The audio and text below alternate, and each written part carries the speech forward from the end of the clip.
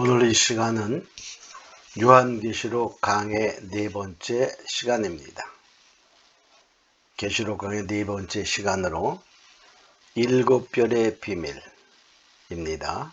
말씀은 계시록 1장 20절입니다. 7별의 비밀, 계시록 1장 20절 말씀을 봅니다. 내 본 것은 내 오른손에 7별의 비밀과 7급 촛대라. 7별은 7교회의 사자요 7촛대는 7교회니라. 7별의 비밀. 자, 우리 여기서 그 별은 교회의 사자다 이렇게 말했어요. 별은. 그러니까 별의 비밀은 교회의 사자의 비밀입니다. 교회의 사자는 바로 하나님이 보내신 자죠. 구약에 보면 여호와의 사자는 제사장을 의미했어요. 자, 그러므로 여기 교회의 사자라는 말은 오늘날의 표현으로 본다면 교회의 지도자, 교회의 목사다 이렇게 볼 수 있습니다. 계시록에는 비밀이 여러 가지가 표현되고 있어요. 자, 계시록의 비밀을 먼저 우선 살펴보도록 합니다. 계시록의 비밀은 지금 있는 1장 20절의 별들의 비밀, 7별의 비밀이 있고 또 계시록 10장 7절에 보면 하나님의 비밀이 있습니다. 하나님의 비밀은 계시의 말씀뿐만이 아니라 우리가 성경 전체를 통하여 창조로부터 하나님이 우리에게 말씀하신 감추어진 것들이 다 비밀이다 이렇게 볼 수 있죠. 또 계시록 17장 5절에 보면 큰 음녀의 비밀이 있어요. 마지막 때에 큰 음녀, 큰 음녀는 바로 거짓 선지자를 의미하죠. 물론 이것도 하나님의 비밀에 속하지만은 특별히 거짓 선지자의 비밀을 취급하고 있습니다. 또 계시록 17장 7절에 보면 짐승의 비밀이 있어요. 짐승의 비밀은 바로 적그리스도의 비밀을 의미하게 됩니다.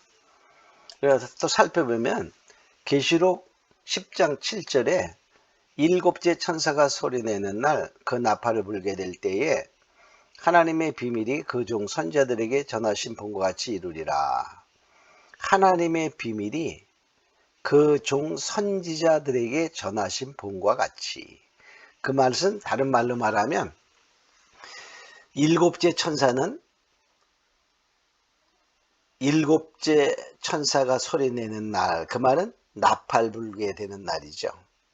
자, 그러니까 결과적으로 뭐냐면 7째 천사가 소리낸다는 말은 계시록에는 7 천사가 나팔을 불지요.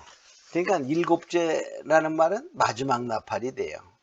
그래서 다른 데서는 마지막 나팔을 불게 될 때에 이렇게 표현하고 있어요. 이 말은 뭐냐면 이제 마지막 종말에 새하늘과 새 땅이 되기 전에 온 인류가 하나님의 심판을 받을 그런 모든 것이 하나님의 비밀이죠. 근데 그것은 창세로부터 그 종 선지자들을 통해서 전하신 복음, 즉 성경에 있는 기록된 말씀과 같이 이루어진다는 것이죠. 그러니까 하나님의 말씀은 1.1획도 떨어짐이 없이 이루어진다 하는 것입니다. 모든 것이 하나님의 비밀 속에 있다 이렇게 볼 수 있죠. 자, 또 음녀의 비밀을 봅니다. 이는 큰 음녀라고 말하고 있어요. 근데 그 큰 음녀는 계시록 17장 1절에 보면 이렇게 표현되고 있습니다. 7째 대접을 가진 7 천사 중 하나가 와서 내게 말하여 가로되 이리 오라. 많은 무리에 앉은 큰 음녀에 받을 심판을 내게 보이라. 많은 무리에 앉았다는 말은 많은 백성들 나요. 그러니까 결과적으로 온 세계 백성들의 추앙받는 음녀가 될 것을 말해요. 이것은 결과적으로 뭐냐, 거짓 선지자를 말하는데 음녀가 뭐죠? 정말 남편을 두고 다른 남자를 만난 음녀예요. 우리 하나님을 섬긴다면서 다른 신들을 우상을 섬기면 그게 음녀입니다. 결과적으로 그것은 비밀인데 마지막 때에 그 땅에 음녀들이 많은데 그들의 어미다 이렇게 말해. 그래서 결과적으로 이들이 하는 일 중에 하나는 세계 종교가 하나 되자 그런 운동을 하는 거예요.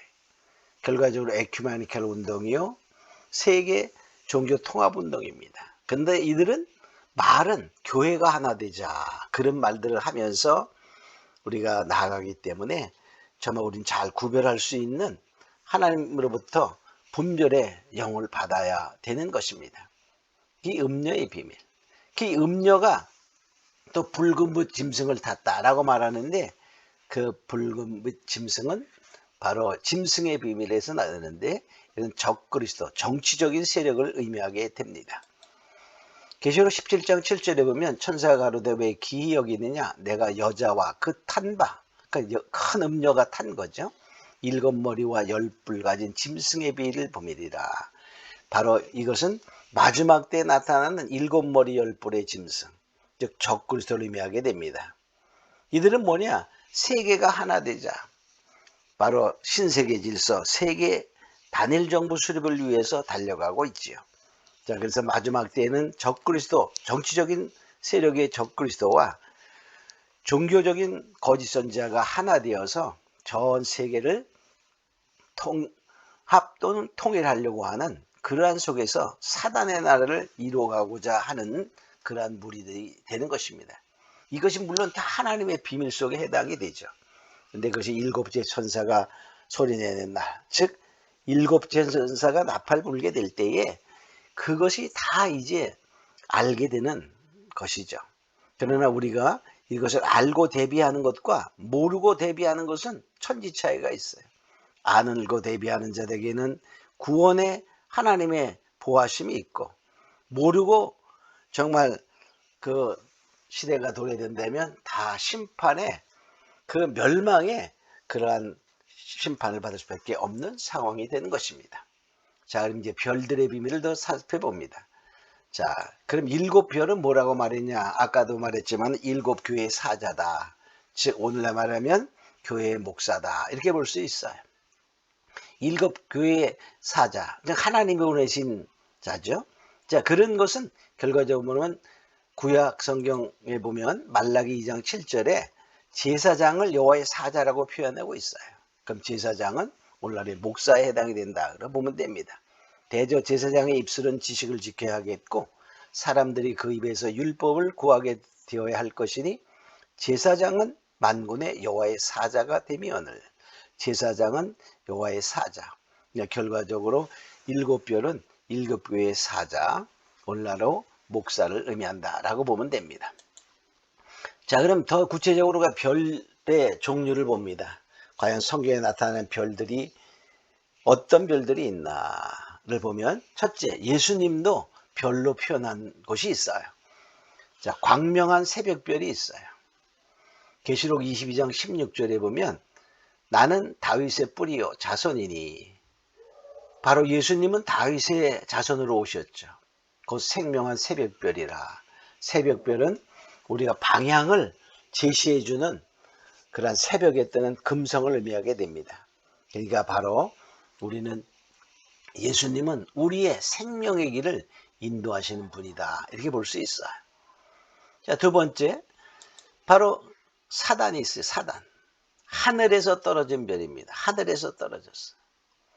우리가 타락한 목자들은 본래 어디 있죠? 그냥 땅에서 살고 있는 거예요. 하늘에서 떨어진 것이 아니죠. 여기서는 하늘에서 떨어진 별이 있다. 이렇게 말했어요.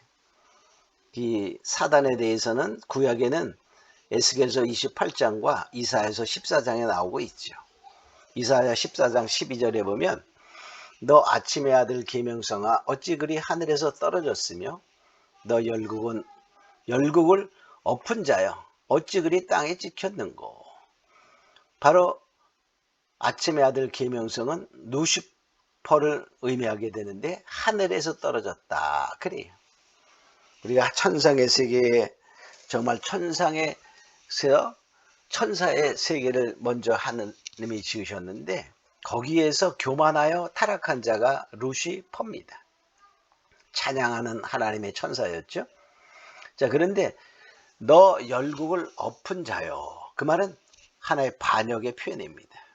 즉 하나님과 같이 되고자 하는 교만함 때문에 반역의 죄를 짓고, 그리고 정말로 쫓겨난 자가 하늘에서 떨어진 그러한 자가 사단입니다. 또 계시록 9장 1절에도 보면 이렇게 표현하고 있어요. 다섯째 천사가 나팔을 불매 내가 보니 하늘에서 땅에 떨어진 별 하나가 있는데 저가 무종의 열쇠를 받았더라. 하늘에서 떨어진 별 하나. 하늘에서 떨어진 별 하나는 단수예요. 사단입니다. 그거 뭐예요? 무종의 열쇠를 받으면 결과적으로 사망으로 데려갈 수 있는 권세 받았다, 그런 뜻이잖아요. 그러니까 사망의 권세를 가진 자는 사단이죠. 그러니까 사단은 우리를 사망의 지옥으로 끌고 가고자 사명감을 갖고 있는 거예요. 자, 그래서 우리는 이 사단은 바로 뭐냐, 하늘에서 떨어진 별 하나다. 또 거짓 선지자들이 있어요. 거짓 선지자들은 첫 번에는 하나님의 종으로 택함 받았다 할지라도 그가 이 삶의 욕심과 어떠한 그 욕망과 거짓 선지자들의 유혹 때문에 변질되거나 타락한 자들을 의미하게 됩니다. 첫 번째 보면 유리하는 별이 있어요. 유리하는 별은 유다서 1장 13절에 보면 자기의 수치의 거품을 뿜는 바다의 거친 물결이요 영원히 예비된 캄캄한 흑암에 들어갈 유리한 별들이라. 유리하는 별은 영원히 예비된 캄캄한 흑암에 들어가기로 예정되어 있어요. 다른 말로 지옥 가기로 되어 있다, 그런 말이에요. 근데 그들은 뭐냐, 어떤 자들이냐, 이렇게 봐요. 유다서 1장 11절에 보면 가인의 길을 행하였다, 이렇게 말해요. 또 싹을 위하여 발람의 길을 갔다. 그 결과적으로 예배하되 가인의 길은 믿음 없는 예배를 말아요. 또 발람의 길은 뭡니까? 돈을 위하여 바로 어그러지로 가는 것을 말하죠. 그러니까 하나님을 보다 물질을 더 사랑하여 하나님의 말씀을 변질시키는 자를 의미한다, 이렇게 볼 수 있어요. 이들은 이렇게 말합니다. 자기 몸만 기르는 목자요 열매 없는 가을나무다. 자기 몸만 길러. 그러니까 이 말씀과 이러한 것을 통해서, 예배를 통해서 자기를 살찌우는 자입니다. 영혼을 사랑하는 것이 아니라 자기 육체를 사랑하고 세상을 사랑하는 그런 자들을 유리하는 별이라, 이렇게 말하고 있어요. 또 계시록 8장 10절로 11절에 보면 세상에서 유명하지만 타락하는 종들이 있어요. 계시록 8장 10절로 11절에 보면 셋째 천사가 나팔을 부니 횃불같이 타는 큰 별이 하늘에서 떨어져 강들의 3분의 1과 여러 물샘에 떨어지니. 그러니까 횃불같이 타는 큰 별이니까 정말 유명세가 있는 하나님의 종을 말합니다. 그들이 떨어져서 강들의 3분의 1, 물샘의 3분의 1이 쑥이 된다 그랬어요. 이 별의 이름은 쑥이라. 물들의 3분의 1이 쑥이 되며 그 물들이 쓰게 됨을 인하여 많은 사람이 죽더라. 그러니까 이들은 이름이 쑥이야. 그러니까 쑥별이야. 그러니까 결과적으로 쑥물이 써서, 즉 영혼을 죽이는 거예요. 그러니까 타락한 종들의 말씀을 통하여 그 말씀이 영혼을 죽이게 되는 그러한 별들을 말하는 것입니다. 또 침을 받아 어두운 별이 있다 그래요. 8장 12절에 보면 넷째 천사가 나팔을 부니 해 3분의 1과 달 3분의 1과 별들의 3분의 1이 침을 받아 그 3분의 1이 어두워지나니 그랬어. 그러니까 어두워져. 빛이 비추지 못하는 어두운 별은 이제 별의 구실을 못하는 거예요. 그러니까 침을 받았다. 그 무슨 침을 받았을까요? 바로 사단의 침, 사단의 유혹을 받아 결과적으로 빛을 잃은 별이 되는 것이 되는 것입니다. 그러니까 별로서의 구실을 못하는 거죠. 또 계시록 12장 4절에 보면 용꼬리 맞고 땅에 떨어진 별이 있어요. 용은 붉은 용입니다. 사단입니다. 근데 그 꼬리를 맞았어요. 계시록 12장 4절에 보면 그 꼬리가 즉 용꼬리입니다. 하늘별 3분의 1을 끌어다가 땅에 던지더라. 그러니까 별들이 하나님의 종들의 3분의 1이 마지막 때에 용꼬리 맞고, 용꼬리라는 말은 용은 사단이죠. 꼬리는 거짓 선지자입니다. 즉 거짓 선지자의 그 유혹을 받아, 거짓 선지자의 가르침을 받아 변질한 땅에 떨어진 땅에 속한 자가 되는 거죠. 이사야 9장 15절에 보면 머리는 곧 장로와 존귀한 자요 꼬리는 곧 거짓말을 가르치는 선지자라. 꼬리는 거짓 선지자다 이렇게 말하고 있습니다. 자, 그러면 이제 우리는 어떤 종이 돼야 될까요? 하늘에서 떨어진 별에 속한 유리하는 별, 또는 또 쑥별, 어두워진 별, 용꼬리 맞는 별, 이런 것이 되면 결코 안 됩니다. 우리는 하나님의 주님의 손에 붙들린 별이 돼야 되죠. 자, 네 번째 보면 주님의 강한 오른손에 붙들린 종들이 있어요. 자, 에베소 교회의 사자에게 편지하기를 오른손에 7뼈를 붙잡고 그랬어요. 7급 촛대 사이에 다시가 가라사대. 이 오른손에 7뼈를 붙잡고 그랬어요. 그러니까 오른손에 붙들린 그러한 종들이 있다는 거죠. 그래서 바로 이 쉽게 말하면 별들을 표현할 때 예수님도 사단도 별이죠. 근데 지상에 있는 하나님의 일꾼이다 하는 별들도 예수님에 속한 종이 있고 별이 있고, 또는 뭡니까? 바로 거짓 선지자, 즉 사단에 속한 별들이 있습니다.